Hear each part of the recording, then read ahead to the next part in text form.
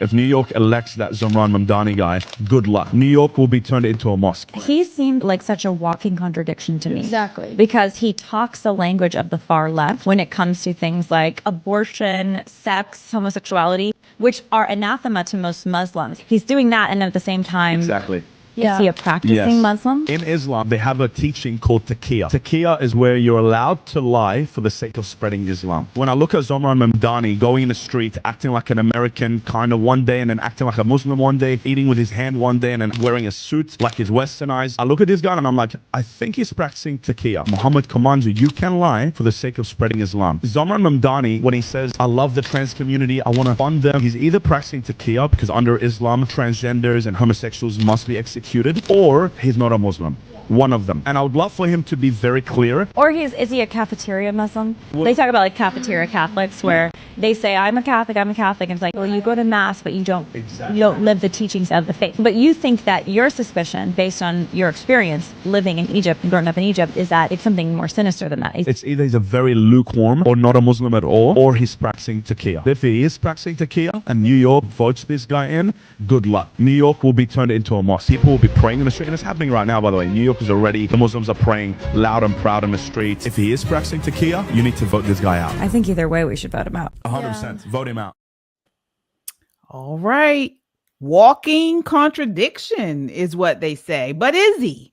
We're going to get into it all, folks. This is Christian Conservative, your trusted source for bold, unfiltered news and analysis on the issues that matter most to Christian conservatives. I'm KJ, along with Michelle Talkington. How are you doing tonight, Michelle? Hey, I'm doing great, KJ. Good to see you and everybody in the chat. I'm excited to hear what you guys have to say. Elections are less than 2 weeks away and really contested hot seats. New York, New Jersey, Virginia. Man, we all need to be paying attention. Absolutely. So much to talk about with the elections, as you mentioned, who's running and how these elections, what matters to Christian conservatives. Folks, we're getting into it all from faith and family to politics and culture. We tackle the hard truths and stand firm on biblical principles. Join us as we expose the lies, defend our values, and fight for the truth in a world that desperately needs it. All right. So we got so many people already in the chat. Folks, that is super chats are the best way to get your voice heard in the conversation, and we appreciate your support. Also, as you all come in, hit that like button. It helps to tell YouTube more people need to see this video. So hit that like button and subscribe if you haven't done so already. Definitely, we're building a movement here of Christian conservatives, and we need as many people on the front lines as possible. All right. So let's get into this. That opening clip was groundbreaking. Now, Michelle, had you heard of this Taqiyya before in Islam? No, actually, It's not something that I researched. I would have called it other things with similar concepts, but I never heard that term until now. Yeah. Neither had I. And basically for you guys in the audience who are, wanting to know more about it. So in Islamic history, Taqiyya meant hiding your faith under persecution. So it's sort of a survival tactic. But today, many use the term to describe a kind of political doublespeak when someone presents one face in public and another in private. And so there are rumors that this is what Zohran Mamdani is doing. What are your thoughts on it, Michelle? It makes sense. It could be one of two things, and the clip was so right on point. Unfortunately, I wish it was better timing. I wish this had been exposed 2 months ago, so maybe 3 months ago, because the momentum that was built for Mamdani is just disturbing, to say the least. But yeah, I've said it before over and over again that he's just two-faced. He's a chameleon. He's playing both sides. We see that he has ties to the Muslim Brotherhood. We see where money's coming in to support him. Look at his family, from his mom to his dad. I mean, he's Hindu one day, he's Muslim another. He's for everybody. We know he's anti-Semitic, though he comes out and apologizes for some of the things he says, but he'll never condemn Hamas. So the man is all over the place, but the one place he's not is right. The one place he is not is in support of Americans. He does not support our Constitution. And every policy, if you can call it policy, he suggested, is not constitutional. Ultimately, his promises will fail because they can't succeed, because, again, they don't follow along with the laws that are already in the land. But that's not what he's getting at. Isn't it amazing that this man, if this is what he's following, this Taqiyya, if that's what he's doing, then we're about to let somebody who will not condemn Hamas and openly is for socialism, but ultimately is a communist, we are letting him run one of the largest cities, if not the largest city in the United States of America. The businesses that he's going to have his hands all over or try to destroy, frankly, because they're going to run away. I cannot believe that this is happening. And we're just sitting back. We can't do anything because we're not New York. You and I, we can't vote in New York, but my gosh. Yeah, I'm surprised. And we have a super sticker here, Red Bucks, with the $5 super sticker already starting off. Thank you so much for your support. Yeah, I mean, it's really shocking, particularly that I believe New York City, if not the largest, definitely top 3 large countries or areas in the United States for Jewish people. For he to be able to get elected is just, it's really sad. It's sad and it's mind-boggling to me.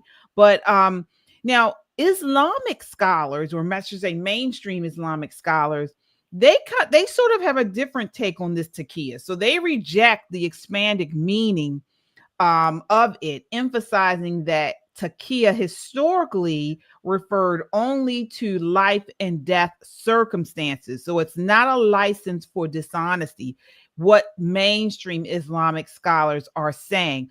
Either way, it's definitely this guy who claims to be Muslim is a direct contradiction to what we know that the Islamic faith preaches: anti-transgender, anti-LGBT. They believe in gender roles and so on and so forth. And even if we take what the mainstream Islamic scholars are saying, that it's only, this lying is only to be used in life or death circumstances, it's still a big contradiction to the Bible. So, and Bible believers. So we as Christians, we're told to openly confess and public witness, our belief in Jesus as Lord. And we're not supposed to deny him, whether it's under persecution or whatsoever. Romans 10:9 says, if you confess with your mouth that Jesus is Lord and believe in your heart that God raised him from the dead, you will be saved. And we are not called to bow or hide under persecution. John 8:32, you shall know the truth and the truth shall make you free. So it's a really big difference. Even if it is, they're saying it's only under persecution. Yeah. But again, this vote is happening in New York City. Right. So let's just look at the historically, how many current New York voters are professed Christians or practicing Christians. And we know that the majority of the voters that are coming out and supporting Mamdani are far left, socialists, or a part of that younger generation, the 35 and unders. And he has this appeal that's the TikTok, Instagram. It's an appeal to youth. It doesn't matter what his messaging is, apparently, because his messaging is awful. But we've created the society of handouts, of free. We're going to give this to you. We're going to give this entitlement, right? And it's reckless entitlement. We have created reckless entitlement where people believe, and yes, it's expensive. I don't like it. There are things that can be done and haven't, but this is the United States of America. You have options, and not everybody's going to be able to afford to live in every city. There are going to be times you have to like put your big boy, underwear on, your boots on, and you might have to leave. You might have to pick up a second job. You might have to do that, but no, we are addicted to having the government or somebody else come in and save us and rescue us because we feel we deserve it.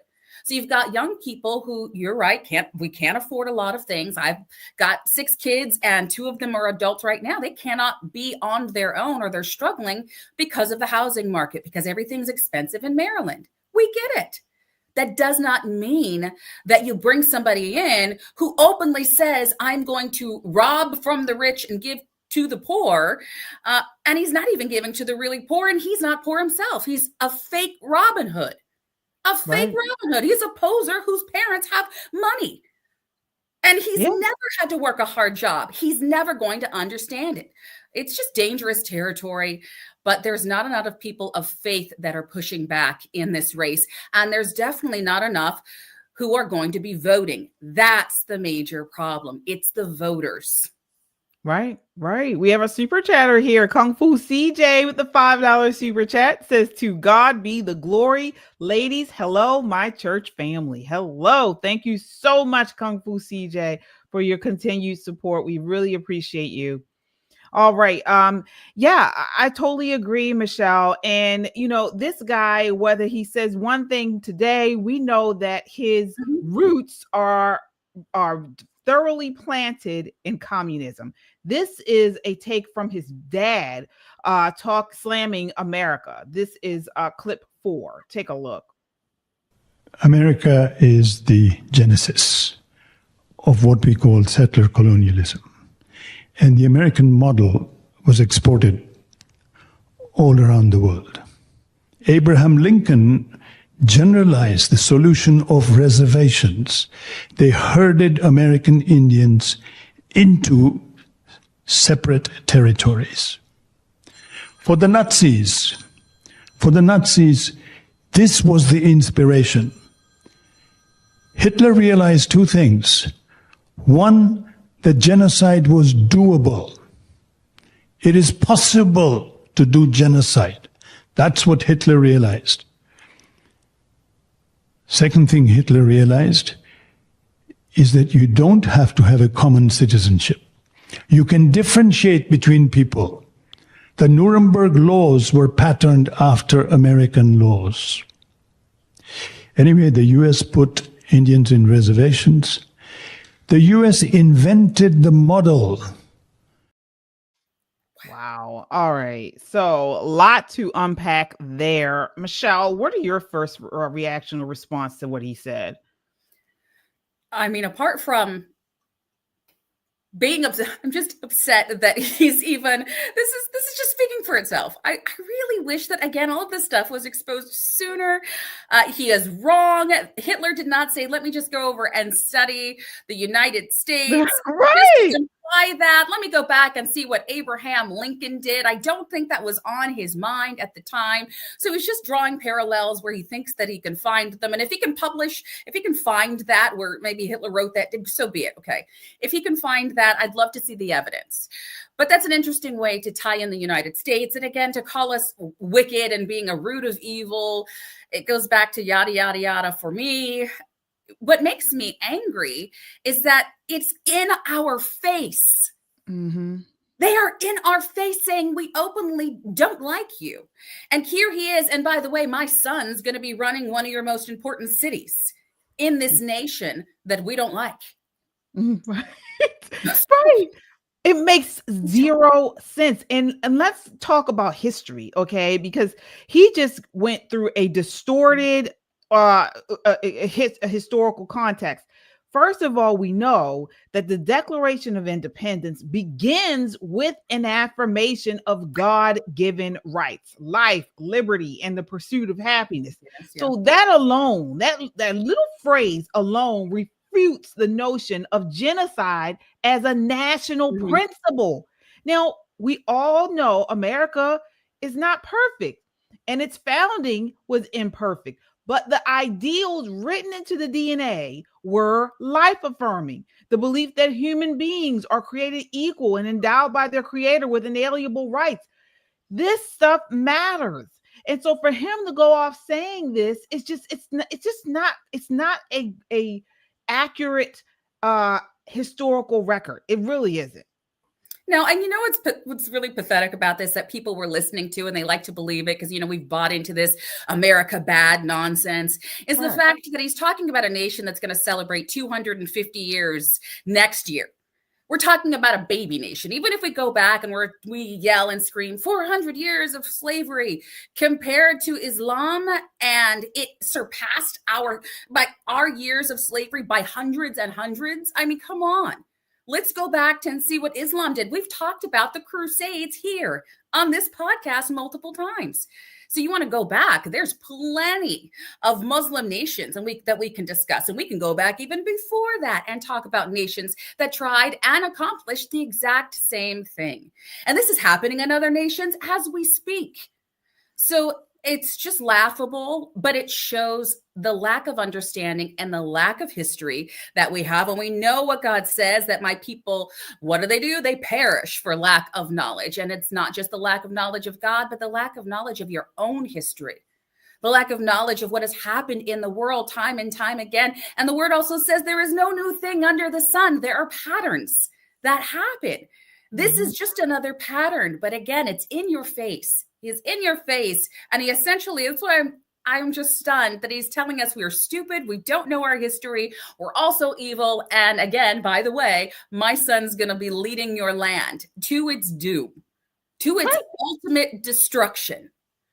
With a smile, a plastered on smile that is so deceptive. Like him and Gavin Newsom need to ride off into the sunset somewhere. I know. Exactly. And again, as you mentioned, why is he here? Again, this nation is a Judeo-Christian nation, so it's not his religion. He doesn't agree with the founding, with the principles, with the history. Why is he here?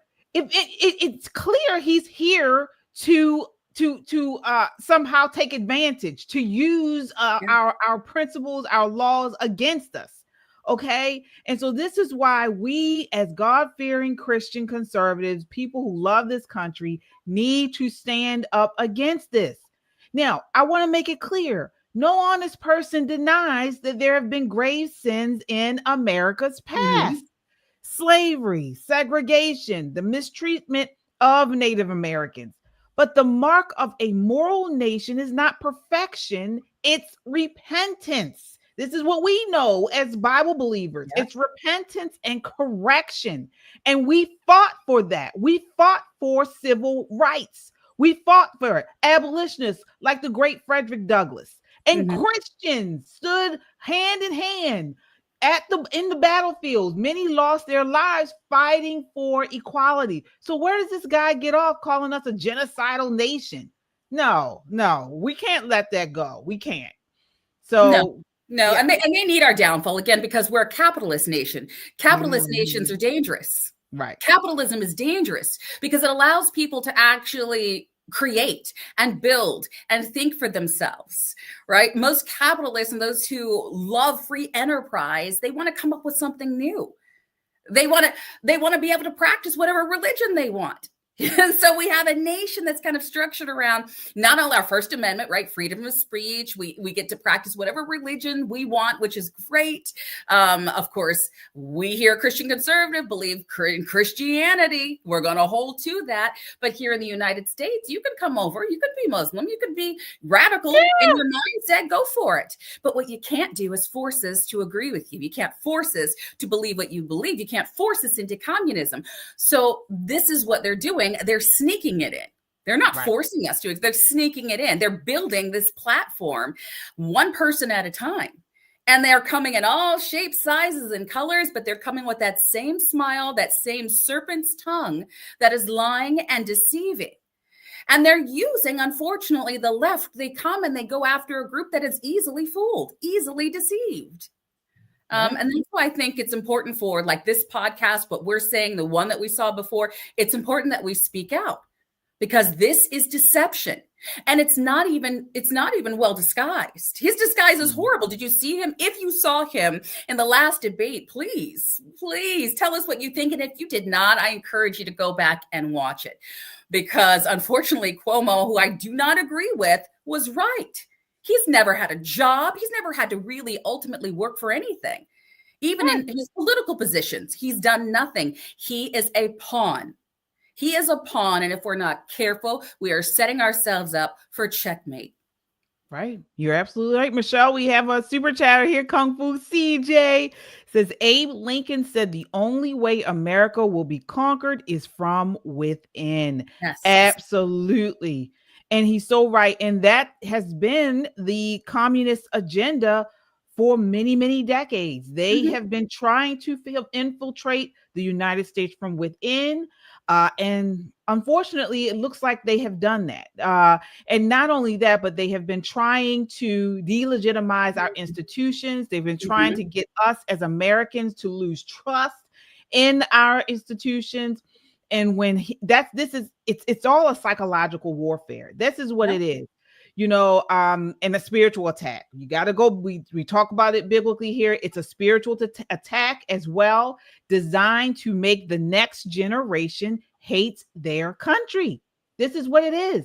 And this is why we got to fight back, folks. As you all come in, please hit that like button. It really helps to get this video out in front of a wider audience, and subscribe. Join us. This is key. We need more fighting warriors on the front lines, Christian warriors, people who love this country. So please join us by hitting that subscribe button. All right. So speaking of these, you mentioned them already, Michelle, Gavin Newsom, California's golden boy, as they call him, just hit a new low on a recent NBA podcast, pandering like a chameleon to Black hosts by dropping his posh accent for some fake ghetto vernacular and implying he grew up poor. Take a look at this next clip. This is clip one. Classic. Yeah. But also, you know, it was also about paying the bills, man. And it was just like hustling. And so I was out there kind of raising myself, turning on the TV, started, you know, just getting obsessed, you know, sitting there with the Wonder Bread and 5 stacks of, it's like the White Stack 5 story. Come on. Kraft macaroni and cheese. Bro. Are you talking about me? Young YG. YG, man. Every day in the backyard, just bouncing the basketball, throwing the ball against the wall until the ball is just like fraying, man. And your arms fall yourself. off. That's it. Whole thing. So just, and then, you know, then this student that was shitty student is in the back with his head down, all of a sudden started throwing the baseball a little faster than everyone else, and started, you know, make a few free throws because I was sitting there practicing 500 of them every damn night. And in high school, I look up in the stands, my dad's back up there. Okay, dope. And it's like, man, and then he's bringing his friends, and you're captain of the team, and you're like, gee, you know, and it just saved me, and it got me into college. Gosh. And everyone there just sopping it up.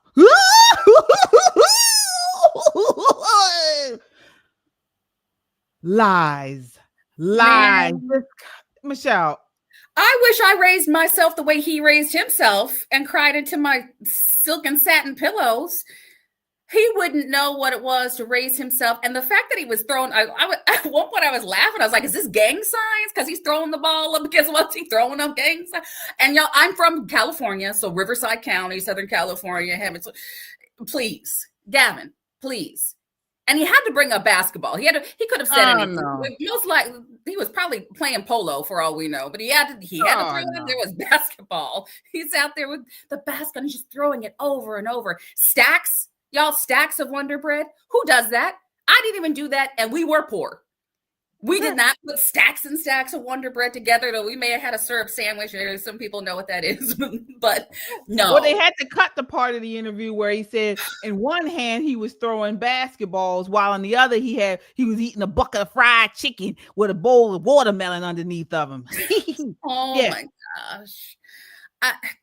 If we don't realize that this man is an actor, and frankly, what he's done to California, he's made it number one on the worst taxes, of the worst school, the worst education, the worst gas prices, the worst grocery price. It's number one for being the worst under his leadership.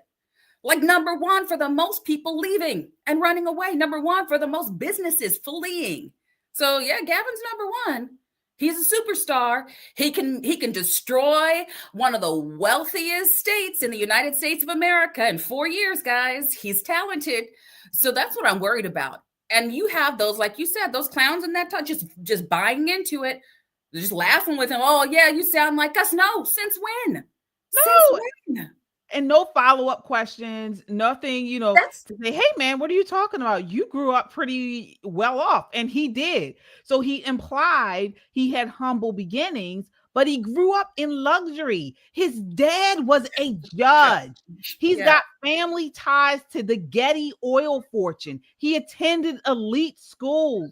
I mean, we have I think we have photos. Let me see here. Oh, pretty boy Newsom. I just don't understand, and why people buy into that, and why people are still on his side. It is just what a sick game that he plays. And again, it's that smile, it's that deception, it is that evil. I mean, Satan's been doing it for a long time, and there it is. Oh no, that's his gang. That's his. Yeah, that's him though.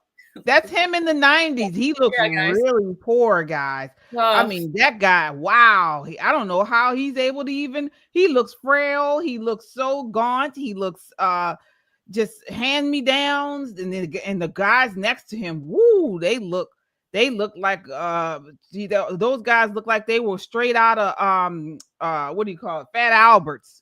That looks like Fat Albert's gang right there. Well, yeah, that's because of all the Wonder Bread sandwiches he had stacked, so that so he was eating healthy. It was all that carbs that he was piling on. Angie said, which is him. Let me see him. Let me put it back up here. He was the one in the center. Baseball, that's great, but that's the only thing he was the one in the gray shirt and the red tie. Yeah. I mean, this is ridiculous. Let me see here. How do I move this? Yeah. Oh, you're breaking up, Michelle. Can you hear me? Mm-hmm. Yeah, I can hear you. Okay. Yeah, it's ridiculous. It's regret. But the thing that really upsets me is the response by the hosts. While real poor folks were grinding or are still grinding, this guy was sipping wine from his plump Jack Empire. And so for him to lie like this, and the guys he's talking to, they grew up in poverty. They were, were talented basketball players and were able to, get picked up due to their talent. But instead of them calling this guy out for the fraud that he is, they laugh and joke and cook it up.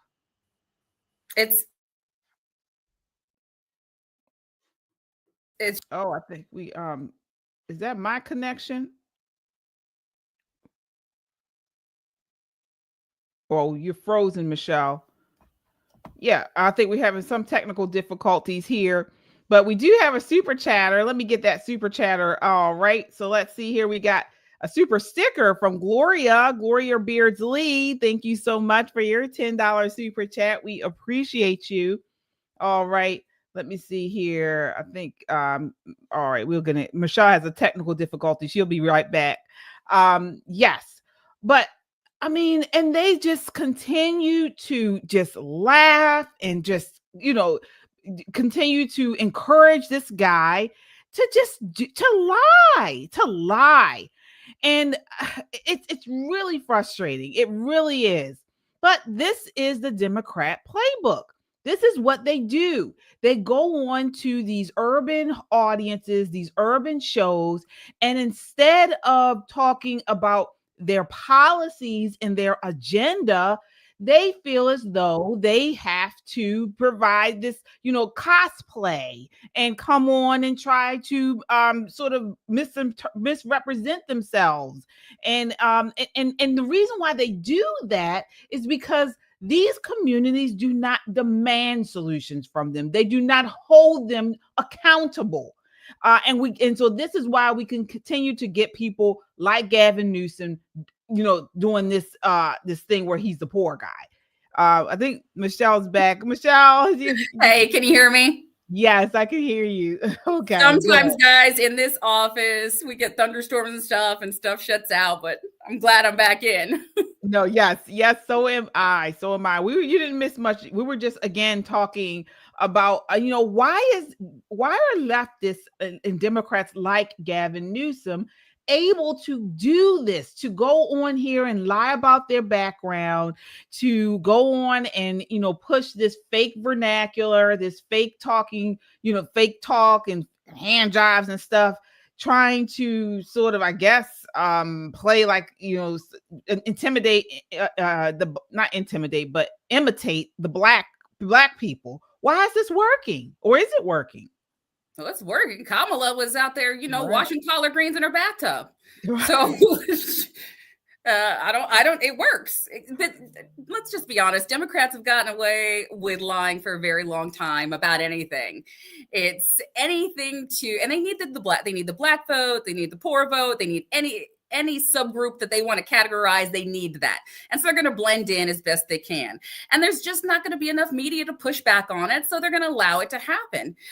Good smile. I know when I go out to different groups, I might look different to every group or might sound different, but my policies are the same. Who I am is the same. He doesn't know who he is. The politicians they run, they don't even have an identity. Their identity is whatever the party tells them that they are. Now, that can happen with Republicans, but by and large, the media is real quick to call them out and expose them. Why aren't we getting the exposure? Why aren't they being exposed for what they are? Why aren't they getting exposed for the lie? Why aren't they getting called out when somebody like Obama says, that the brothers need to support a black woman and yada, yada, yada, and Biden, if you don't vote for me, then you ain't black. Why aren't we exposing it more? Why aren't we questioning that? That's more my issue, not that they're posers and they're out there faking whatever culture they are never a part of. As opposed to maybe me, who I'm always, guys, when you're out there, I have a lot of family members. You will hear me sound and run into all of a sudden. I've seen it in the comments that, Michelle's sounding Latina again, or Michelle's sounding something else again. Yeah, because my family's mixed. So that's different. Gavin didn't have that experience. I'm pretty sure he wasn't multicultural. He's just multi-disgusting. And he just likes to destroy. And the fact that he's, just planning to run for the presidency, he's got to do his best to win over everybody with whatever lie he can. Yeah, absolutely. And, you brought up a very good point. Liberals like him use these race baiting tactics to distract from their failures. And as you mentioned, sky high crime, homelessness, all of that's in California, all under his watch. And so, it's within the Democrat playbook to divide us by race, to erode truth and push their godless policies like abortion, extremism, and this whole gender confusion. That's all he really has. That's all he has. But he's not done, folks, because he recently was on, I believe it was either CBS or ABC, and he's talking about how he plans on running for president, folks, in 2028. So we haven't gotten nearly enough of him yet. He's going to be out there. And unfortunately, I think he has a chance. This is clip 2. Take a look. You're not afraid to go into red states. No. When I saw you slinging shots behind the coffee bar, I thought this guy might run for president. I have no idea. The idea that a guy who got 960 on his SAT that still struggles to read scripts, that was always in the back of the classroom. The idea that you even throw that out is in and of itself extraordinary. Who the hell knows? I'm looking forward to who presents themselves in 2028 and who meets that moment. And that's the question for the American people. Is it fair to say after the 2026 midterms, you're going to give it serious thought? Yeah, I'd be lying otherwise. I'd just be lying. And I can't do that. Governor, you have long said that if you ever run for the White House, you need a compelling why, Yeah. a reason. Are you moving closer to figuring out your own why and your own decision? Yeah, Nietzsche said, if you have a compelling why, you can endure any how. And so I think the biggest challenge for anyone who runs for any office is people see right through you if you don't have that why. You're doing it for the wrong reasons. And so, that faith will determine that. You certainly seem to like being on the ground in South Carolina, I have to say that. Seeing you up close, you were having a good time. I happen to, and thank God, I'm in the right business. I love people. I actually love people. Oh my God. Wow. This guy, let me tell you something.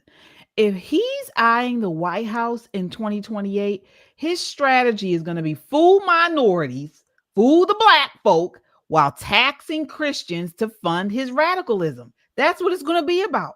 So if people are dumb enough to vote for him, then unfortunately they get what we get. Yeah. What are your thoughts? It's so easy to see through. You can be blind. You don't have to look at him and his hairspray and gel, and you can actually just close your eyes and listen to the man lie. Of course, in that clip, he said, "I can't lie." He's like, "Oh, I'd be lying, and I can't do that." And it's about people. He loves the people. He loves them so much that he chases him out of his state by the thousands, guys. That's how much he loves people. I take that back. He loves people that are not American citizens. He does not support American citizens. He does love illegal immigration. I will give that to him. He loves supporting people on American dollars, dimes that did not come here the right way. That's what he loves. An unsecure border. He loves destruction. He's okay with that. But they're going to pair him up with somebody like Wes Moore here in Maryland. They're going to make a pretty little couple that sounds great, that looks great on paper, and lies, so that they can get in and, again, ultimately undermine the Constitution. And they do that every time they talk about how important democracy is. Every time I hear that coming out of their mouths, I'm saying, yeah, you really do want democracy. You want the majority rules no matter what. What you don't want, it's the Constitution. What you don't want is a constitutional republic. We know that. We hear that. But just on the Christian side, the things that he has done and others is destructive to the soul of the nation. It does not help Christians. Their policies do not support Christianity. In fact, the Democratic Party policies, if you guys look at their framework right now and the things you can and can't say, I know in the state of Maryland, there's things you cannot say here that refer to Christianity, that refer to God if you are in a legislative session here in the state of Maryland. They are not pro-God. So we've got to be paying attention to that when we let these kind of just serpent tongues come in here and take over, because they smile well, because they present well. And, we do that in the churches too. A lot of people present well, but the intentions are nothing but evil. Right. You're absolutely right. We got Pastor Damon with the $5 super chat. Thank you so much. Hey, Pastor Damon. He says, lying and deception are the weapons of the Democrats, and their policy is simple: destroy our freedoms and our republic. Absolutely. There you go. He said it. Yeah. Perfectly well done. And does anybody else? I mean, I know I've said this before. Every time I see Gavin Newsom, he reminds me of a snake. Like he's got that slope back, and he's got that like that slippery talk, and he just looks slippery and sneaky and like a slithering snake. When I saw him up there, I just want to start playing an oboe or some clarinet, and I think I would see him start rising up like some type of what's the snake that cobra. A cobra. Yeah. He reminds me of the alien snakes in V. That's what he reminds me of. Ugh. I don't see how anybody can vote for him. I really don't. I just think he's like he's a used car salesman. And the problem is he's a really good one. He sells you a lemon. California is the lemon that he's selling the nation. Mm-hmm. He's selling the nation a box of goods that is not going to make it 5 miles down the road. Right. That's what he's selling us. a broken vehicle, but he does it with a smile. He does it with, the suits. He does it with all of his background stories and all of his fake labs. And he does it because he's a chameleon, and he'll put on any suit that he needs to and sound like anybody, like his Wonder Bread basketball playing self, to get what he wants. And the Democrat Party is so lost right now that they're struggling to find anybody who can carry on who can just give us one sentence, a good one. And with people like him and the Mamdanis and Westmores, they can at least complete a sentence, as opposed to Kamala Harris or Joe Biden. So look at what they're coming from in the last administration and what they desperately need.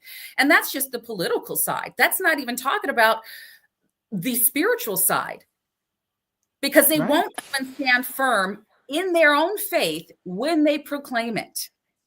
Think about the leaders that they have right now in the Democrat Party. None of them are proud of their faith. They all backpedal on their faith. If they profess Christianity, which now we're seeing the Mamdanis of the world, and they do not. But those that do is, I was raised such and such, or I was raised in this church.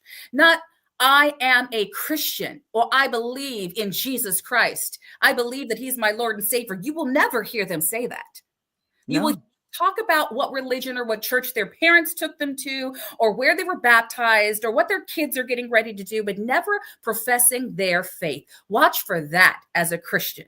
Watch for that. That's a good point, Michelle, because they said during Charlie Kirk's memorial service, that was the first time, I believe, since the inception of the United States, where a president and his cabinet all were confessing biblical values. They were all professing Jesus Christ. Yeah. I think Glenn Beck said something about it on his show. It was like, it's never been done before. And I was telling someone this weekend, you guys know, I was a Democrat for most of my life. And when I became a Republican, or I became a conservative, and I went to my first Trump rally, that was the first time I had ever been to a political event where so many people were professing their faith. There were people, breaking out in prayer and talking about Christ and the Bible. And it was wonderful. And I'd never seen anything like that before. Well, that's because in the Republican Party, on the conservative side, we're not afraid to talk about our faith, our values, our biblical values. But that is unheard of in the Democrat Party, unless they're doing it to some way to distort things, to distort the Bible. And it's really sad, but this is their playbook. And then again, they lie and they pander. But if Gavin Newsom's fake ghetto act to pander to Black hosts wasn't enough to boil your blood, hold on to your Bibles, because the hypocrisy doesn't stop there. We got to talk about this Virginia gubernatorial election, and it's heating up, folks. And the NAACP is rolling out the red carpet for Abigail Spanberger, the white liberal. Okay, so cozying up to her radical agenda while turning their backs on strong Black conservative Winsome Earl Sears. Isn't that hypocritical? Or what is it, Michelle? I mean, you'd like to think that, but no. And again, the NAACP, I think, has just gone past their prime. They had a purpose when they started. We all understand that. And then they didn't know what to do. So when is the last time you've seen the NAACP actually go out and help communities by doing like Habitat for Humanity style building of homes? Wow. I participated. I'm like, when have you seen them do that? When have you seen them just build up shelters? Because they get money in, and they have so many people with so many different missions in there. So when have you seen the NAACP actually even help the Black community that they're supposed to be fighting for? They're the voice, they're the loud voice, but where are they hands-on at this point? So I think they're so far beyond their mission, but again, they've got the Al Sharptons running things, and I'm not surprised. I'm not surprised. And I've been to some of their, NAACP, they've had debates, and it's just a great big social club with people that don't want to stand on their own 2 feet and have an objective opinion anymore. Because if you ever go into an NAACP meeting and say something wrong, say something that they perceive to be, too conservative now, they're going to come right after you, and they don't care what color you are. So it ends up being just an elitist crowd, and I'm not surprised. And I've seen their arguments. If you guys have seen what they're getting some heat for this as well, they should be. But Winsome Sears is an amazing qualified candidate. Right. They should have sat this one out. They should have just shut up. They should have said nothing. They should have said, we're just going to let this play out and let the best candidate win. We're just so happy that two strong women are in this fight. They could have left it at that. No, they had to go ahead and endorse and get all in there with the pictures. This is great, guys. This is great. And in 2 seconds, they're going to talk about how much they can't stand white women. Right. That's so crazy.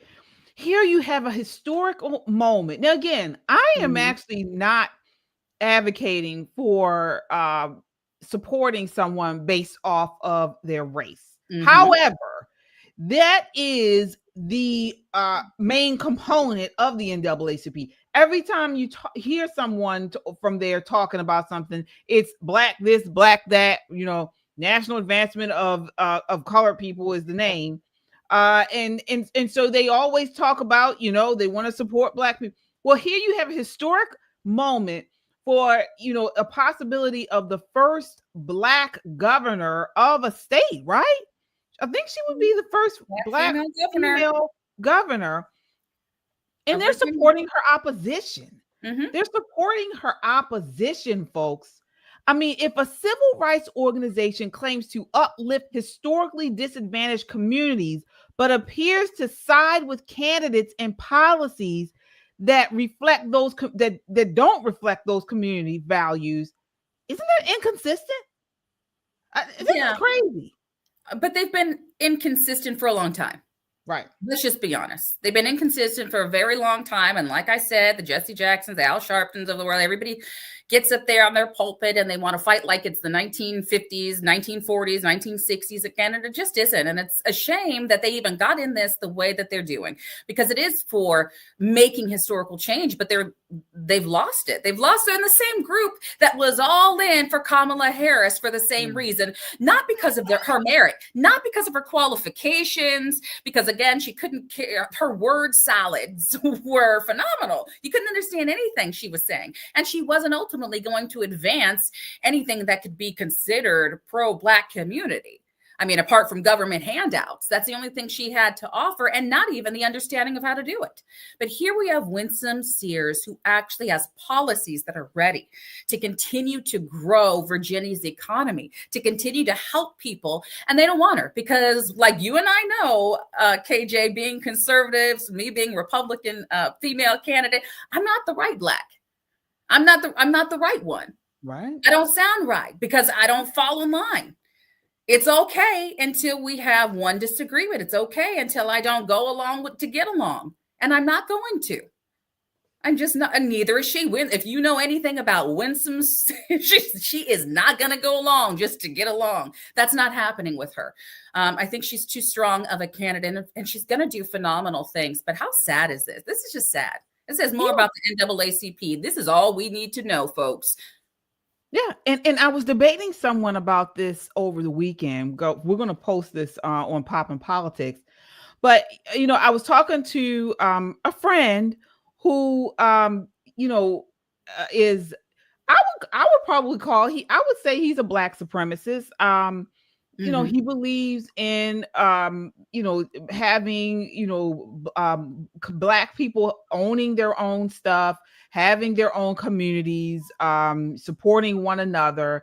He does that. And he was, and I was sort of pushing back against it because because he's for, the idea of Black American.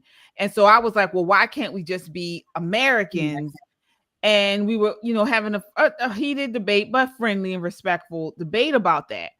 But this is exactly what I'm talking about. So you have an organization like the NAACP who have put up and supported Black people with only one agenda for decades. Okay. Yep.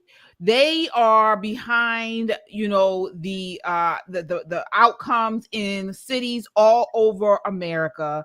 And we see the result of that. They're failing. The education systems are failing. And these are areas that have been run by Black people with only one agenda. And so where has that gotten us? Nowhere. So I say this again, that you can't do that. I mean, it doesn't work to continue to support an organization just because of the color of your skin, and they are not, their solutions, their agenda is not helpful for the community. You just can't do it. No, so, we shouldn't. Right. We shouldn't, but there's this buy-in. Somehow we've convinced, tens of thousands of people that that's exactly what you should do. But the Democrat Party has been genius in that. Right. Yeah. Yeah. And taking it back to scripture, when they're not godly, they're not a biblical, traditional biblical values institution either. And when institutions claim to walk with God's people, yet side with ideologies that undermine biblical values, we got to ask, are we being faithful to the kingdom or to the culture? Okay. And if it's the latter, then that's not good. That's not what we're called to do. Yeah, it's culture. And in this case, it's chaos. And we're seeing that play out. We're buying into chaos. We're buying into confusion. We're buying into division. It is ungodly. What they're doing in these races is ungodly. You can see it in the attacks. You can see it when you have a Spanberger who will not condemn violence and will not condemn the man running for the attorney's position, who was okay with threatening and just jovial about the death of children. I mean, they will not condemn evil in any form. It's obvious, it's clear, the debate was clear. They won't even condemn pure evil. So why are we surprised? And then we have the NAACP supporting a character, somebody whose moral character lines up with somebody who plots all evil and will not just condemn basic bad. It's like you can just say it's bad. It was horrible. I condemn it. I can't endorse him. No, they're all in. They're all in. That should be enough for us as Christians. But you know what? Voter turnout has been really bad. We have no one really to blame but ourselves as Americans. And I will say that as a constitutional conservative, that we used to be excited about exercising our rights to vote. And then they turned voting into an all day, all month, all week, all year long thing. They've turned it into something it was never intended to, and especially during COVID. So I think we kind of lost that enthusiasm, that excitement. People just started saying, I'm not going to do it. It doesn't matter anyways. And we've seen the results where we get these races that are lost by a couple of thousand in a turnout that was only 30%. Right. And remember, we have a super chatter here. Pastor Damon with the $5 super chat says Blackism is their religion. Democrat is their God. Therefore, Blacks until the Democrat God says no, because that person, Black, is a Republican. Yep, he's right. You hit it right on there, Pastor Damon. Folks, Pastor Damon, he's on here quite often. You can check him out on his YouTube channel at Celebrating New Beginnings on YouTube. Check him out. He's fiery. Man of God and a patriot, America loving patriot. So definitely check him out. But I totally agree there. And we have to continue to push back. One last thing on this. Remember President Obama when Kamala Harris was running, and he chastised Black men for not voting for her. Yeah. Remember that. But here we have a Black woman in Winsome Sears, and she's Republican, but she's a Black woman. No chastising here. He's out supporting Abigail Spanberger. So, I mean, this is just, it's terrible. It really is. They've done the same thing in the races in North Carolina, the last election cycle. They do it over and over again, but we need to really start making billboards of this to say, remember when.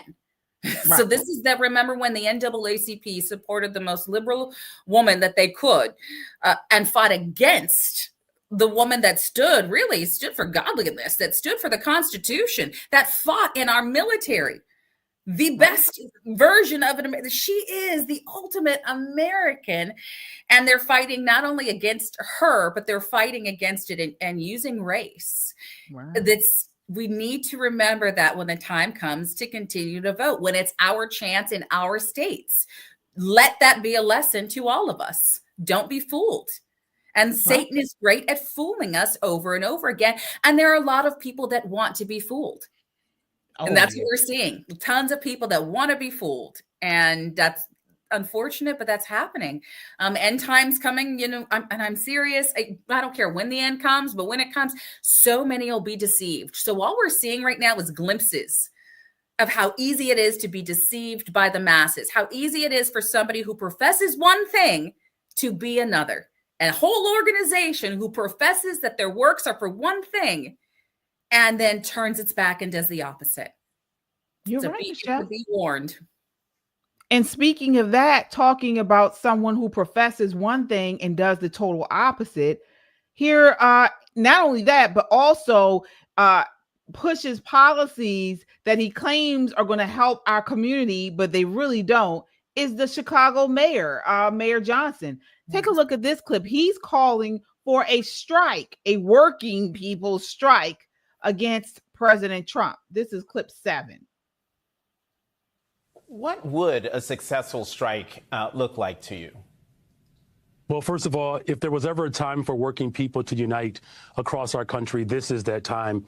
I'm reminded of the words of Dr. King when he said that if the labor rights movement and the civil rights movement were to ever collide, what enormous potential we would have. And we're in the midst of that right now. What it means is that working people across this country have to send a real strong message to the ultra rich and to these large corporations who have received, one of the greatest tax cuts and benefits than any other time in the history of our country. And if we're not willing to put forth some real economic demands, if that means, of course, withholding our labor, if we're not prepared to do that, then I don't see how we can transform this country. Every single major social movement throughout our history had a full strategy, whether it was litigation, the courts, and also economic boycott, particularly at a time in which the concentration of wealth continues to grow while more and more people continue to barely have the ends meeting at the end of each week and at the end of each month. What would a successful strike look like to you? Well, first of all, if there was ever a time for working people to unite across our country, this is that time. I'm reminded of the words of Dr. King when he said that if the labor rights... Wow. Okay. Can you believe this guy? That man, what a moron. That man makes no sense whatsoever, especially because he talks about, the people that can't have ends meeting and, making ends meet. Yeah, get it? He probably should brush up on that.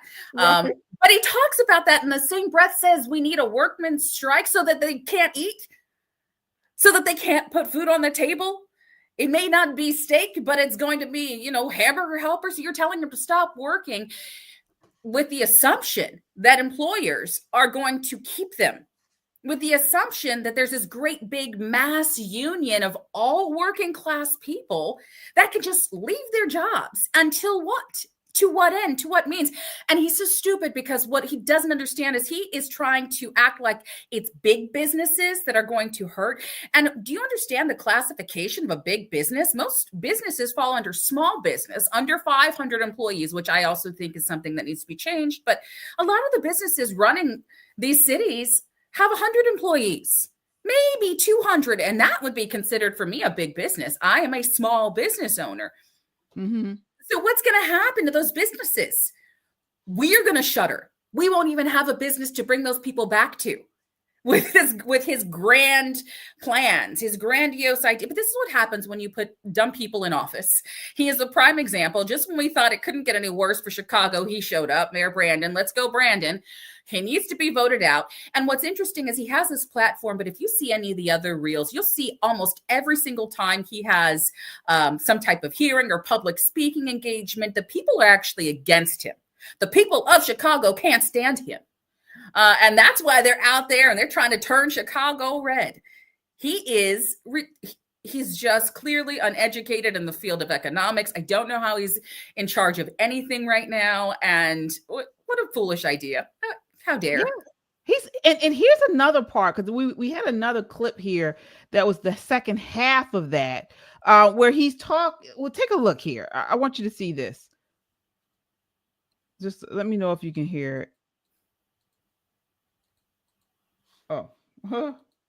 Authoritarianism like we've never seen it in modern history. So I do get the frustration, the question of whether or not it'll work. The reason why I'm saying that workers have to unite in this moment is because it can't just be a legal battle. It can't just be through executive authority. We have to take it to the streets in the neighborhoods to send a very clear message to the authoritarianism that's being promulgated throughout this country, that we will use our economic prowess to beat back against these acts of tyranny, because we're all impacted, whether you are documented or not. They're coming for working people. So did you hear what he said? Whether you were undocumented or not, guys. How is that going to help working people here, working Americans? He is including illegals, undocumented immigrants.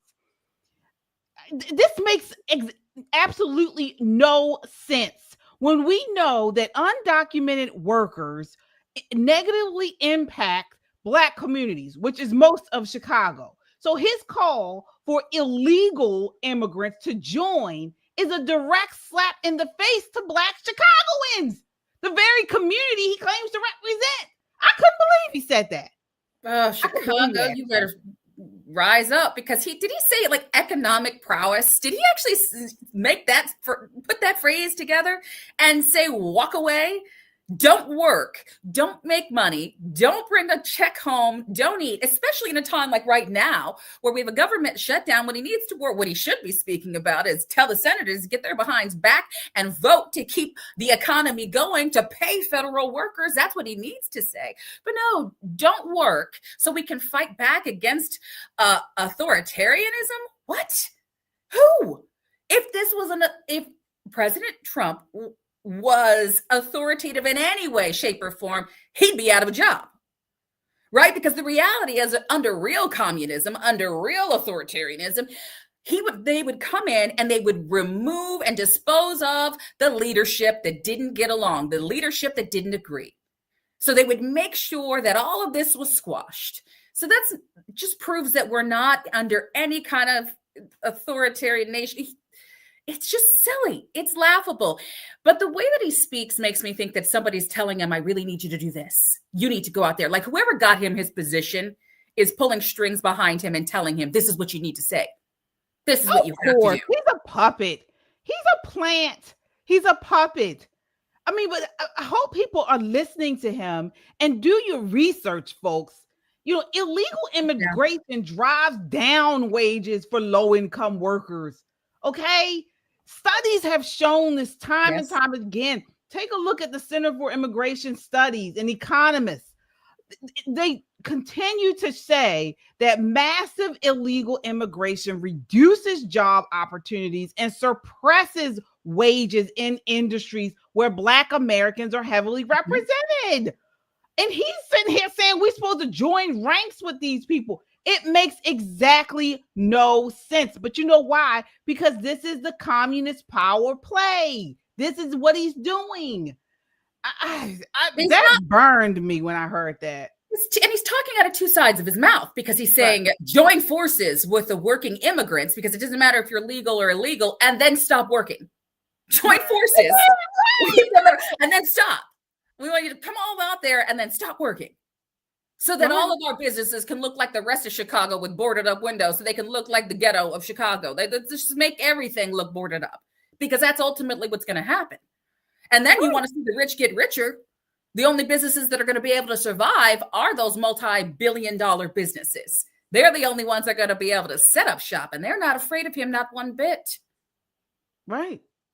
And this is what I'm talking about, because, and this is where we got to talk about the biblical context of this. Okay.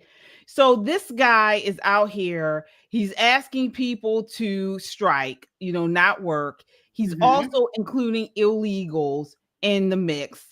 And he's also advocated for open borders. He's advocated for defunding the police.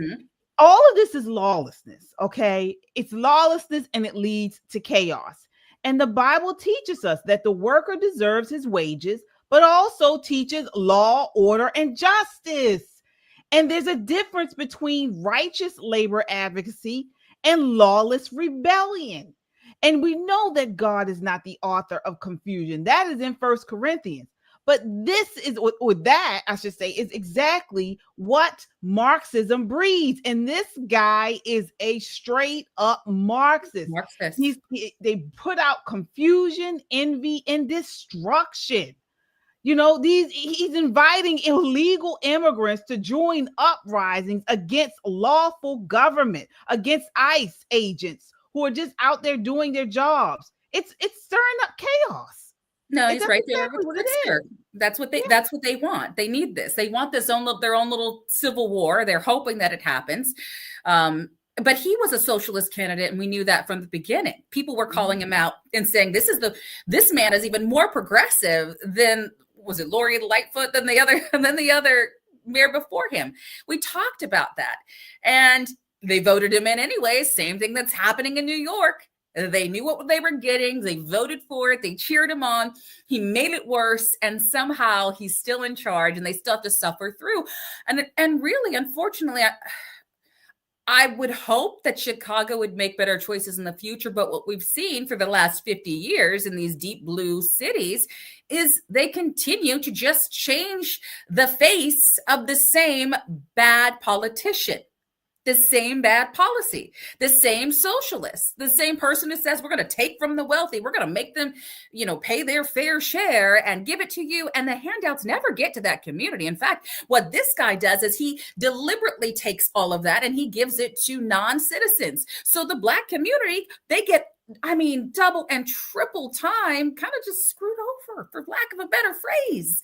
They're getting steamrolled by people like him and Pritzker, who are all about how they're going to help poor Chicago and in the name of the poor Black areas.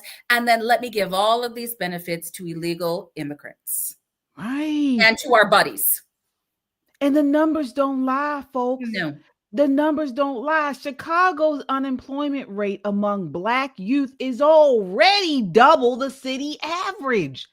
Wow. Every illegal worker who takes off, or I should say takes a job off the books or drives down the wage hurts Black families first. That the data is clear. It's clear on this stuff. And he's out here pushing it. This is not helpful. It is not. So this is why we are calling it out, folks. We're calling this agenda, this progressive agenda. It's dishonest. That's not even progressive. It's Marxist. Yeah. Calling it inclusive is insulting. It's exploitative. And we got to continue to push out the truth, folks. We have to do it, because when the righteous are in authority, the people rejoice. But when the wicked rule, the people mourn. That is Proverbs 29:2. This is why I support people like Michelle running. We need more people like you, Michelle, in office, because we got to push back against them, get them out. Well, I'm looking at people like him and I'm thinking, what happened when we took the 10 commandments out of schools? And what do they promote? And what are they promoting right here and right now? Looting. So thou shalt not steal, right? Not commit adultery, not covet. They promote murder. They justify murder. They justify theft. They justify everything that is against the 10 commandments, like one of the basic set of laws that we as Christians follow that used to be in the schools and children used to quote. But here we have leaders like this who will stand up for the worst of sins and call it good. So I'm not surprised. I'm just sad for the people, and I hope they rise up. Right. All right, folks, as you come in, please hit that like button. We want this video to get out to as many people as possible. hit that like button. That helps to tell YouTube more people need to see this, and subscribe. Subscribe to Christian Conservative. We are here to be bold Christian conservatives and to push back against these Marxist antichrist spirits. That's what it is.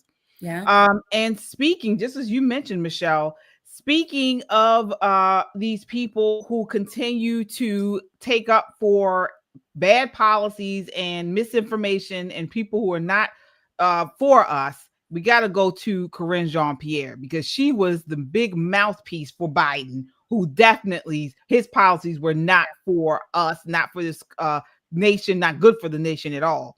And so this weekend on MSNBC's The Weekend primetime, anchor Elise Jordan couldn't stomach the deception anymore. This is MSNBC pushing back against Karine Jean-Pierre.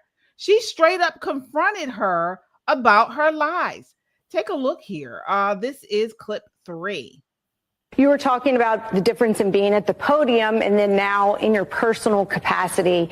The special counsel, Robert Hur, when his report came out about President Biden and the classified documents, you stood from the White House podium, February 2024, and you said that his commentary was gratuitous, that it was unacceptable, and it didn't live in reality. And clearly the American public saw another side of Joe Biden's mental acuity during the summer's debate. Robert Hur was unemployable for a period because of the attacks from the Democrats and from the White House that you were at the podium leading. Have you apologized to Robert Hur? I mean, look, what I can say to you is I saw the president every single day. It wasn't one-offs. It wasn't once in a while. I saw him every day. He is someone that was sharp. Case, have you gone back to someone who you had pretty sharp comments about, and we all saw a different reality in your personal capacity? What I'm saying is my reality was this. My reality was somebody that I saw every single day who was sharp, who pushed his team, was understanding very clearly of the policy of history. That is what I saw. I could only speak for what I saw on a daily basis for 2.5 years, almost 4 years, actually. And I was White House press secretary, obviously, for 2.5 years. And that is the president that I know.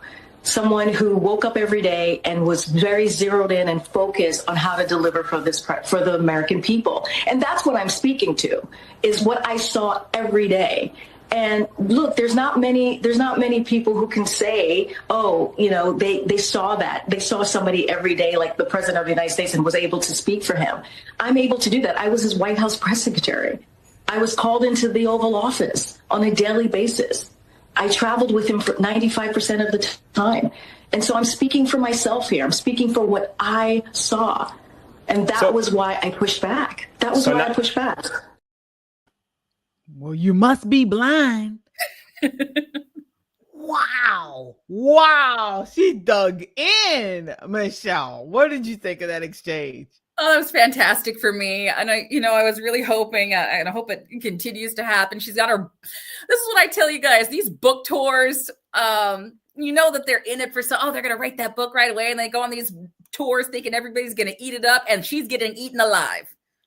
She's got a new look, and I think it's interesting that they've softened her up compared to what she was. She looks pretty. I gotta give credit where credit is due. I think she looks pretty. Or there. Oh, I agree. Yeah, she's got a softer look and sound, but boy, are they just! It's not going to work because we're reading what she's writing and saying you lied. So we knew she was lying. And if you guys pay attention to her every time she's in these interviews and she gets upset, like her eyes go on 10,000. She starts blinking 10,000 times a minute in this. I'm like, man, I'm glad she doesn't. I hope she doesn't play poker, because she's got a lot of tells on this. And she's not behind. She's not with the press the same way that she is. So she doesn't get to get away with lying and continuing to lie the way that she did when she was in charge of what the president supposedly was telling us and what he supposedly believed. But come on, 2.5 years, we could see dementia in 5-minute clips. Right. We saw it all. She told us we couldn't believe what we were seeing because they were cheap fakes. She was lying. She was lying. Let's go back a little bit, because who is Robert Hur? So he was the guy who was the U.S. attorney and special counsel who investigated Biden's mishandling of classified documents. Remember? He put out the 2024 report, described the president as an elderly man with a poor memory. He actually went easy. He went easy on him. But he did say that his memory was off. And it sparked all kind of outrage from the White House. He was vilified by Karine Jean-Pierre. I mean, she went all over news media bad-mouthing this guy, and progressive pundits for even reporting the truth. And so now she has this book out saying, oh, I was always with Biden and he was sharp as a tack. I don't know what you guys are talking about. We clearly saw differently. And she's getting eaten up by the press. She's getting, and she should be. Because we know that her father is Satan, and Satan is the father of lies. And she is lying out of her. She is lying like I wouldn't believe.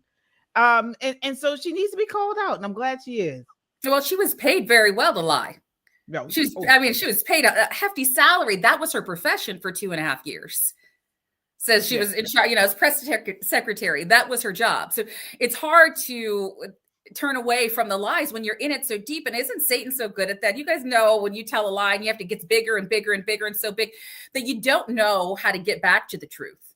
And she needs to know that the truth will set her free, but she doesn't want that kind of freedom because she makes money as a liar.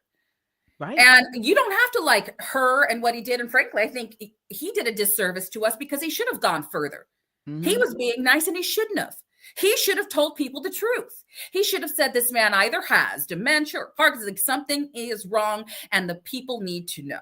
So the fact that he softballed that is one thing. But in this clip, she's not going to apologize. She should have just said, no, I didn't apologize. But you see, she can't even just tell the truth there. She has to leave and go through a set of either lies or deception. So even if she's not lying, she has been so good at deceiving that she is a professional at it.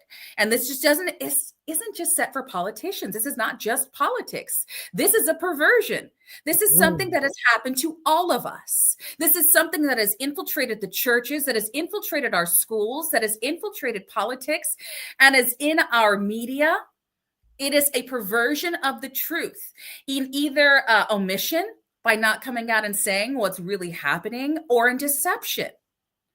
And so we've come to this point where we accept it, and we even advocate for saying, well, they didn't really lie.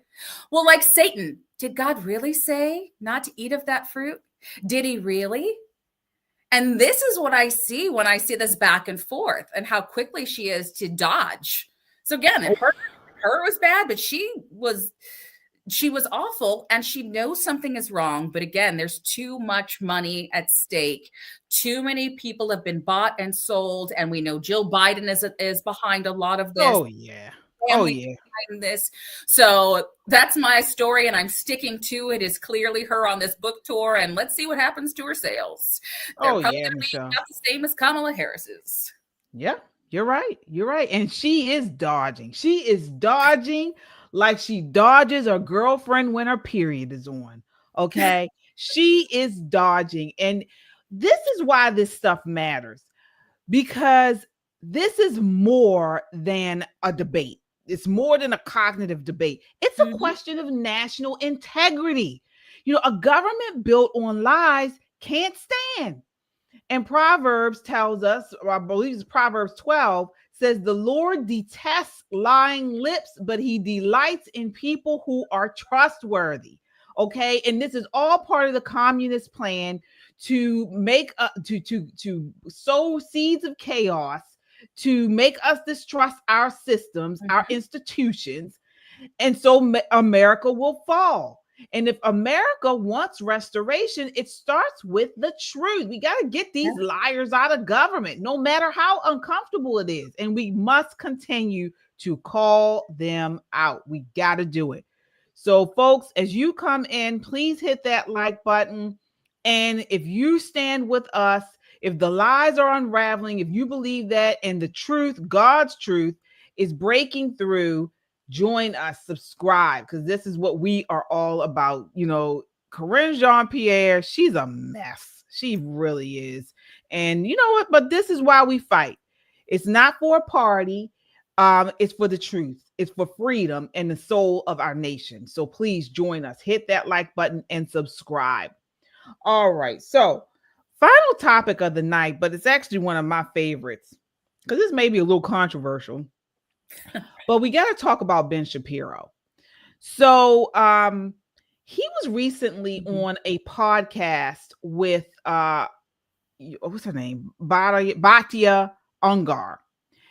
And he brought up he for the first time, he said something in response to people like Megyn Kelly, Matt Walsh, and the rest of them, these conservatives with large platforms who are continue to be friendly with people like Candace Owens, Tucker Carlson, and others.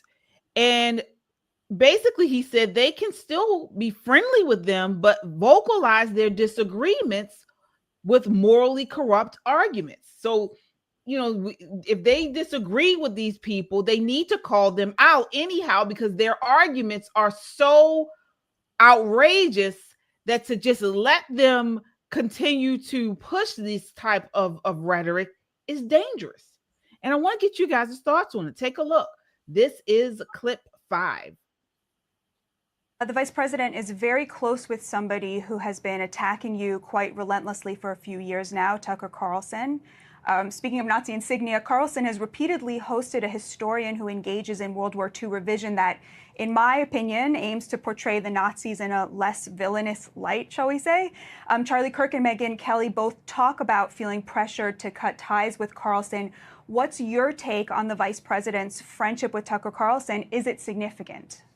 I mean, I'm not going to police friendships between people. I will say that, once again, I think that when people make what are clearly ugly arguments, or when they hide behind guests in order to make ugly arguments without ever asking a single difficult question, or when they continue to use their platforms in order to promote nonsense, then I do think that people of good heart could condemn that. And that has nothing to do with friendship. I think that, you know, we all have friends with whom we disagree and who we believe hold bad views. But if we're in the public sphere and we're speaking on public policy all the time and on ideas, then I'm not sure why that should grant some sort of blanket immunity to the criticism of the ideas. I mean, again, there are people in my company with whom I disagree, and we publicly will have those disagreements and air them. I mean, Batya, you and I disagree on a number of things, and I'm sure at some point you've criticized my ideas. I'm sure I've criticized yours, and we're friendly. I mean, I don't really see why these two things are mutually exclusive. I think that there is a bit of a Mott and Bailey game that's going on, where people will refuse to condemn bad arguments, ugly arguments, morally specious arguments. And then when you say you're refusing to condemn those bad, morally specious arguments, and you really should, just because you're willing to express your opinion on everything, why not that? And then they retreat to the Bailey, which is, well, actually, you're just saying I don't want to be friends with. Yeah, I can't be friends. You can be friends with whomever you want. No one's saying that you can't have somebody over for dinner. What we are saying is it's kind of weirdly and oddly uncomfortable that you go silent on views when they are expressed by quote unquote friends, when that friend happens to be a public figure. Nobody's asking you to condemn your Uncle Jim for making a racist joke at the dinner table publicly. That's not what we're talking about here. All right. So let's dig into this. I mean, as he said, people, you know, we can still be friends. You know, Megyn Kelly can still be friends with Candace Owens or Tucker Carlson.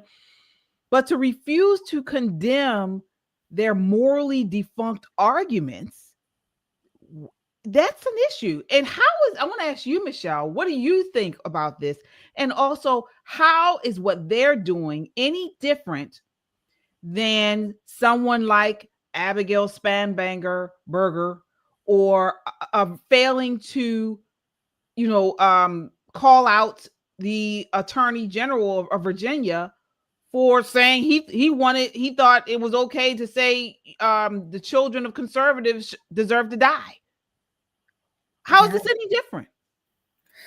Well, I think that for those who are actually politicians who are running for a public office, that's going to be different for me because they're going to be in charge of applying the laws or signing laws that maybe, the legislative, their legislation creates. So for me, I have to know moral clarity. I have to see that you have moral clarity and that it aligns with what I believe when you're a politician, to the Spamberger comment, right? She should have been crystal clear that not only do I condemn it, but I will not support somebody who, in his right mind, that man was not in his wrong mind, in his right mind made those comments.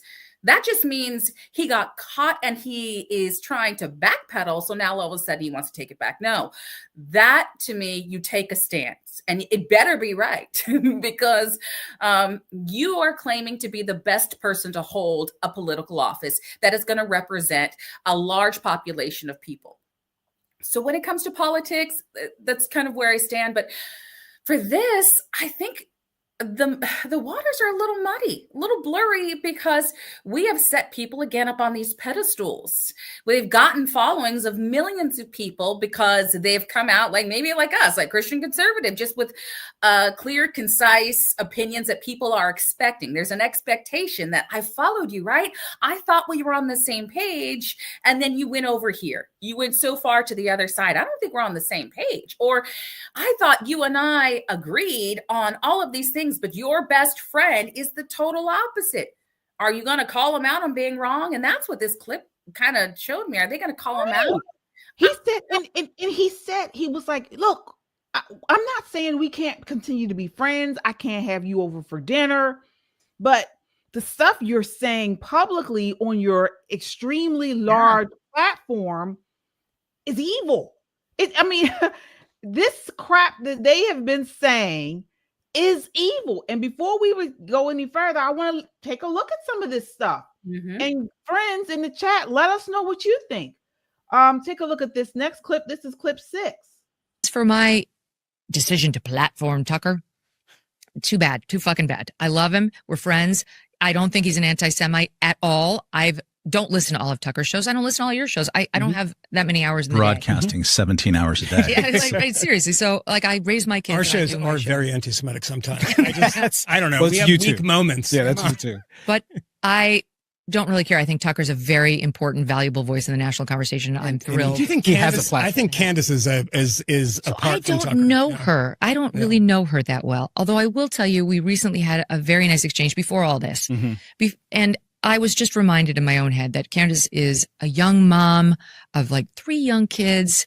She's under a lot of pressure. She's got a big show. She's been under attack since she came onto the public airwaves, and she's been under attack constantly.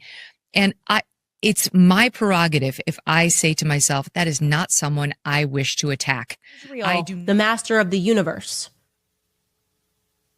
And that's troubling because this is a state that has a hexagram on their flag. Okay. They're even lying about the history of the Star of David. It's a hexagram. It's a cult. You can't just wipe that away. It's not even a long time ago. There's tons of books. It's showing you that that's a hexagram. What do you pretend? It's a cultic. You start looking into Aleister Crowley, who had the Star of David on his books, right? He was a committed occultist. He established a religion that believed in sex magic, talking about sexual deviancy and things of that nature. Aleister Crowley, the things that they believed in. Yeah, you're just another already trying to wipe picture. Nope, that's not. That is a religious. No, it's a hexagram. Okay, we're not stupid. We're going to talk about all of that stuff. I could rant about the lies that nation has told. Not even that. The Star of David used to be the flag of Morocco. Okay, why? That's weird. It's not a Jewish state. Why? What was going on in Morocco? What was going on in Algeria and Tunisia and Morocco? Andre Gide. We'll get to all of that. Aleister Crowley. What were they doing there? Initiations. Why would they put their hexagram in those countries? Anyways, let me stop because I'm going way too deep on this. And for those of you that don't know, somebody just gave money and said all roads lead to the occult. Yes, it is an occult nation. There's no question about that. Everything that they are involved in is occult. And that's why we have to sort of wake the world up to this very quickly, because they have a lot of power. And the only way that we are going to be able to fight this is by being willing to tell the truth. I would literally rather saw off my own foot than support Israel ever again, by the way. Never supporting that demonic nation ever again. That's like, I am so off that train. It's crazy. I've learned way too much. Like you delivered in every way that you are supposed to deliver by just going full mask down. You often hear this word inhumane, right? They don't dehumanize. If you're intentionally killing civilians, you probably shouldn't beat your chest and brag about it. Maybe you could make. I agree with that. Maybe you make the case that we had to do it or whatever, but you should. I agree. You should weep, and that's evil, and you should just say it's evil. And I know it's really threatening to. Is it evil? Ben Shapiro to say that or whatever. But is it evil to kill civilians on purpose? Yeah, it is. I think it is. Really? Kids and children. Well, how is it not actually? In a war? Well, you can call it whatever you want. How is it right to kill women and children? I didn't say, because I think there is a moral right behind you. If you are literally to kill women and children, if there's a world war that threatens if it threatens the entire world, yes. Some people killed your kids, like your 8-year-old. Like, well, how is your own children morally justifiable? Well, because actually you have to. Well, by your criteria, it's disgusting. Okay, so no war is morally justified. I mean, I think it's pretty hard to justify. I mean, yeah, I'm sure. War. Okay. Let's get into this because this stuff matters, folks. And before we do, I want to thank you all for your super chats. All right, we got some super chatters here. Let's see. All right, we have Crystal P with the $5 super chat says, torn, living in NYC and feeling pressured to vote for Cuomo instead of Curtis because the Raleigh Stadium for Mamdani tonight was sold out. Wow. Polls can be flawed too. Ugh, I don't think so. I mean, all the polls are showing he's way ahead. I say a prayer about it, Crystal. Pray on and ask God to lead you towards his will. Yeah, honestly, I don't know if I should say this, but I don't think it matters really at this point.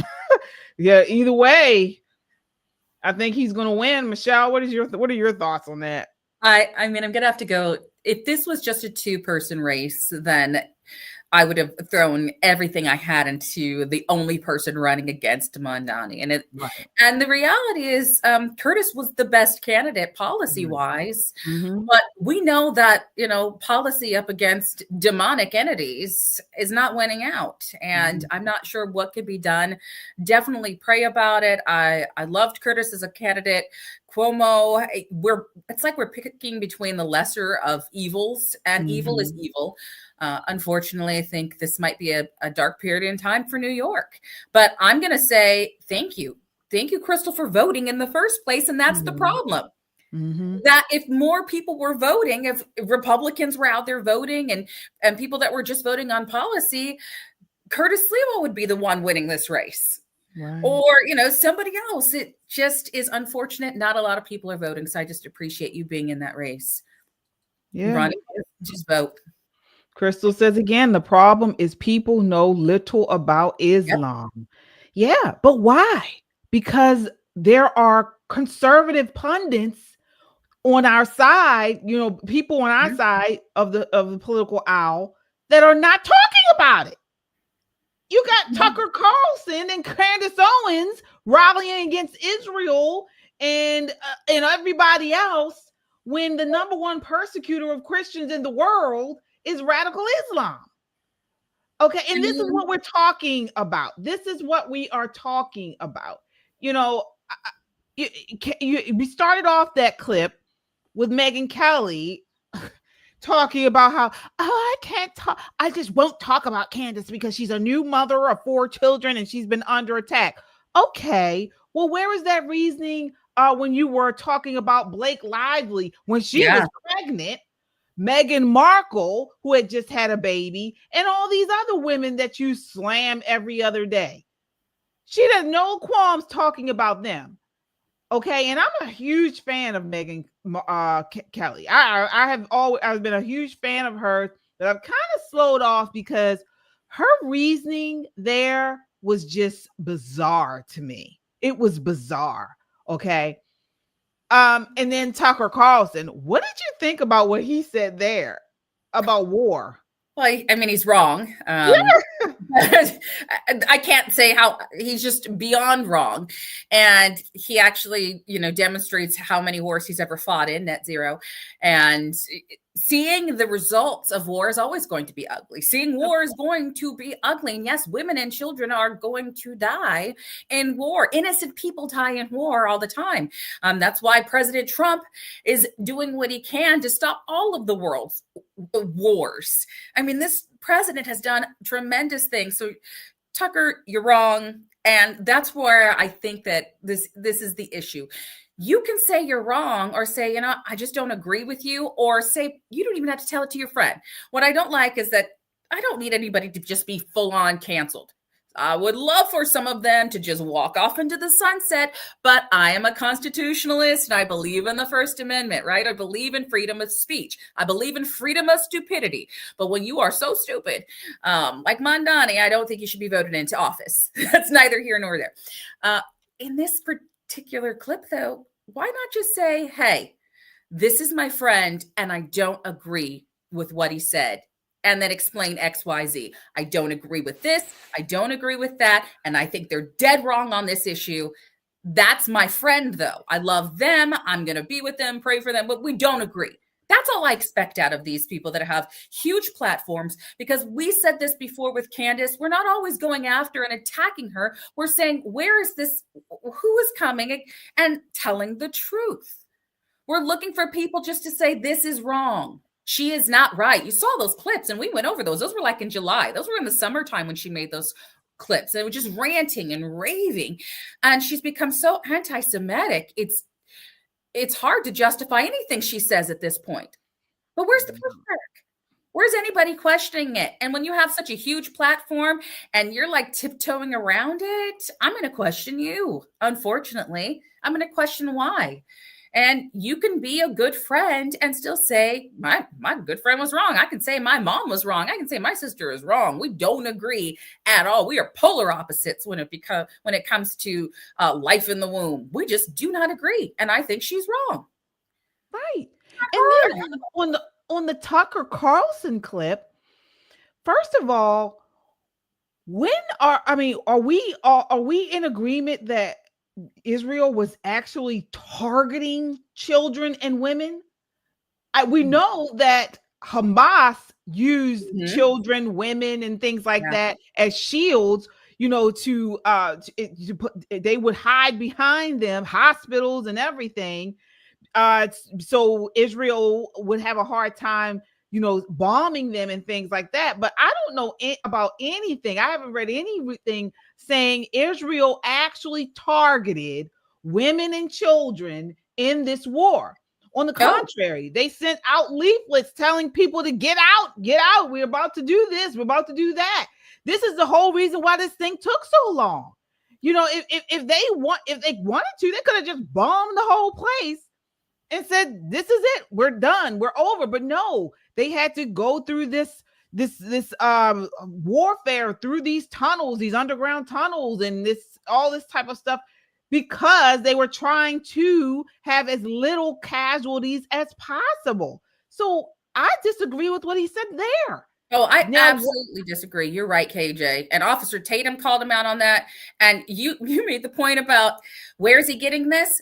That was Hamas propaganda. We have had months of free Palestine propaganda and leaflets lying to the public because they are using Hamas statistics and Hamas Al Jazeera TV telling people how many have died, getting false numbers. So they have gotten that information. It's lies and propaganda. Yeah. Kung Fu CJ with the $2 super chat says, KJ, America did the same thing in Japan. Right. Hiroshima. And this isn't something that I'm not okay with that. It's tough. It is very tough. It's sad, but war is ugly. It's ugly. And I think that, we need to try in all situations for peace. That is always the first step, peace. You're trying to get push for peace. But if you can't, then I want to protect our country, our people, and the generations ahead. You know, and honestly, if something like October 7th happened here in America, you know, if innocent people were at a concert, an outdoor concert like we have all the time, we have numerous concerts, festivals in the summer. If that happened and terrorists came in and just started killing and assaulting, sexually assaulting. I mean, goodness gracious, the video was awful. It was horrifying. I think a retaliation is justified. You know, and it's not just the Bible says this. I would have gone and blown up everybody. I'm just going to be honest that what Israel did, they were targeting. They were very specific in their targets, but to the extent that they avoided a lot of casualties. Because if they had done what we would have done, we would have gone in and beyond eye for an eye, we would have taken out it would have been a clean sweep. President Trump has said that. He said that multiple times.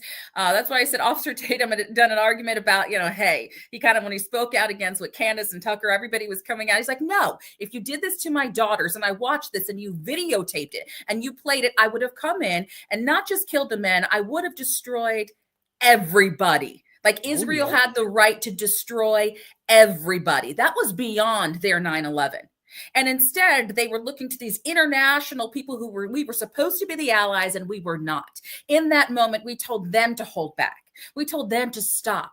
We told them, wait a second. And we were still telling them, well, wait, we'll hold off. And then we allowed this vicious viper to set in with this free Palestine. Hamas is the innocent nonsense that Mamdani himself is pushing.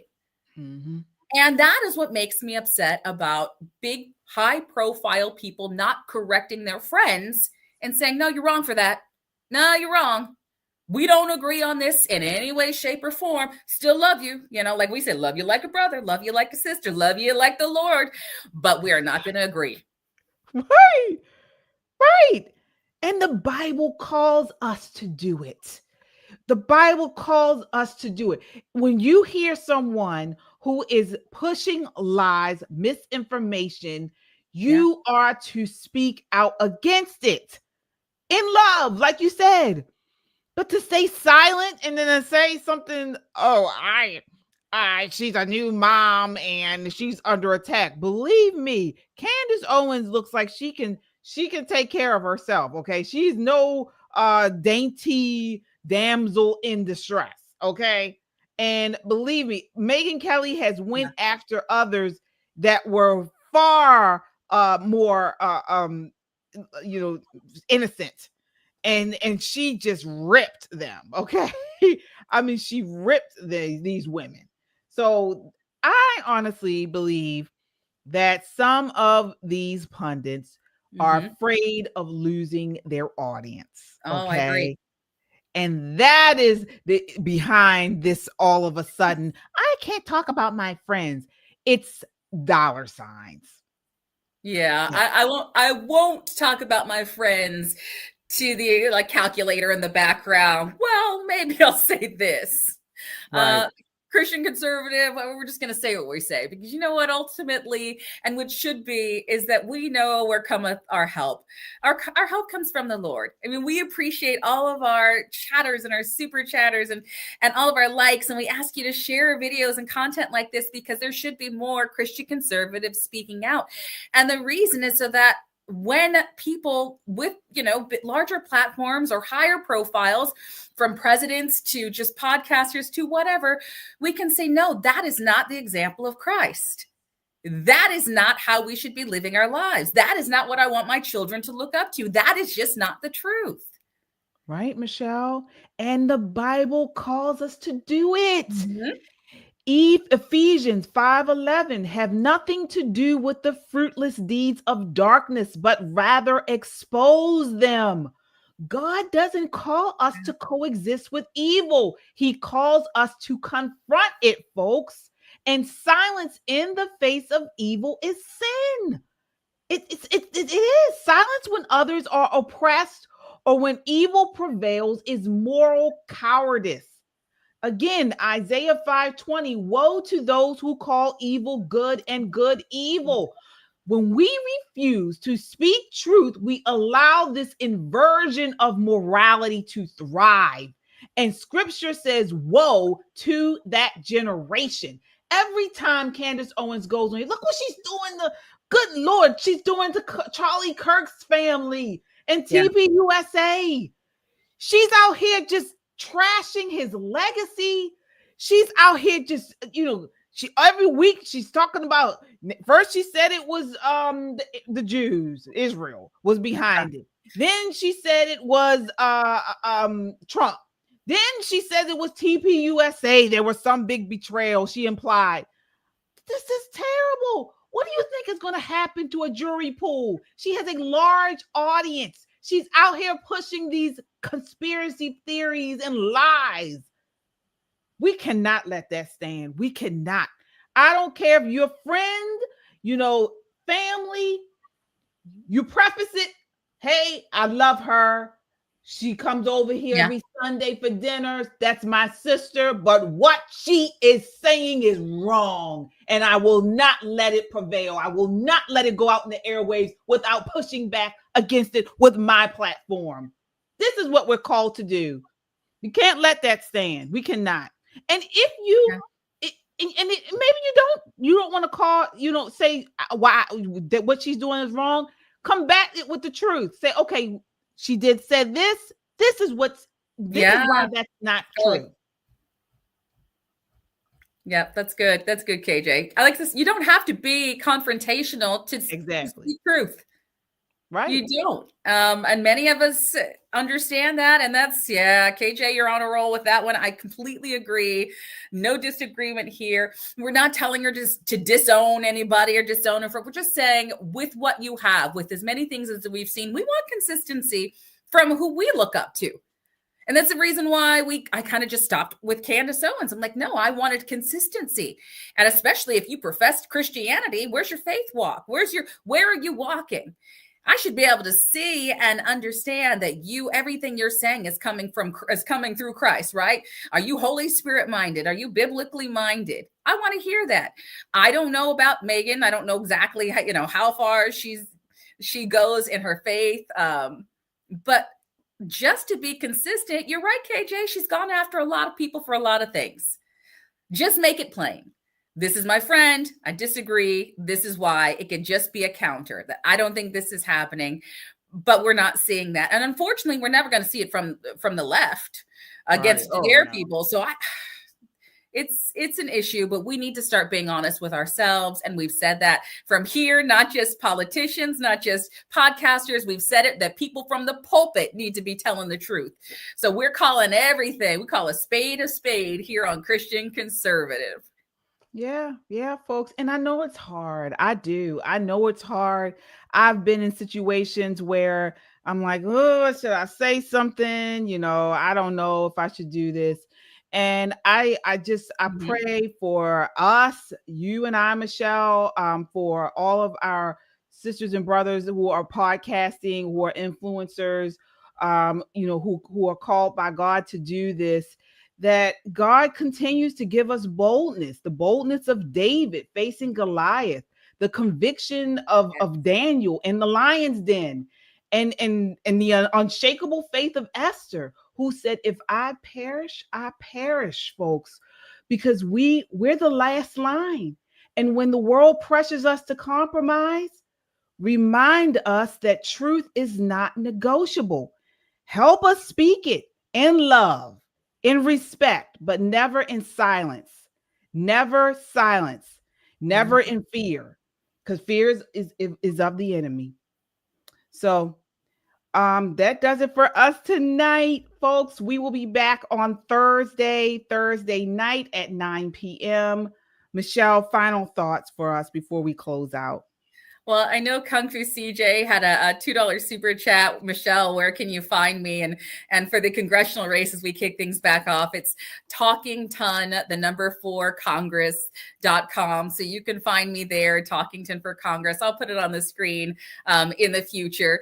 And it's always, I love that. It's never just about my campaign. It's really more about the gospel. It's more about getting out the message of conservatives, the message about us being in the greatest nation, which has the most amazing constitution. And I'm just kind of here to fight for truth, which is what we're saying right now, KJ, is don't be afraid to stand up for the truth. And you don't have to say it in an attack. You can say it with agape love. You can, any way that works for you, just make sure it is the truth, because what we saw in all these clips today is how easy it is to lie and to smile and to evade. And look how big it gets. So we have to be the truth seekers, right? We have to be the truth speakers. That is our job, is to walk in the light. We are to be the light. We are the salt of this earth. Continue to be that this week, especially this week. All right, folks, that does it for us tonight. Thank you so much, folks. Thank you for all of your super chats, for your likes. As you all come in, please don't forget to hit that like button and subscribe. We're here to stand on truth, speak life, and fight for faith, family, in this country. Until next time, keep your eyes on Christ, your heart rooted in truth, and your voice unshaken. God bless.